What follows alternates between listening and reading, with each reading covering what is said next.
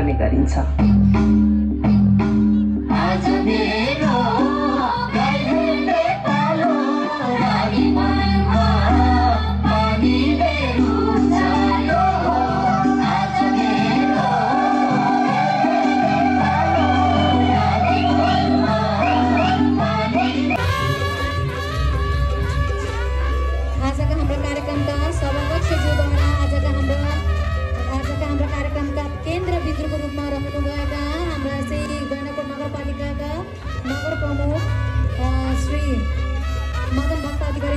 द्वारा सम्मान गर्दै हुनुहुन्छ र त्यसै गरी यसै नगरकोट नगरपालिकाका उपप्रमुख श्री शान्ति कोइरालाज्यूलाई पनि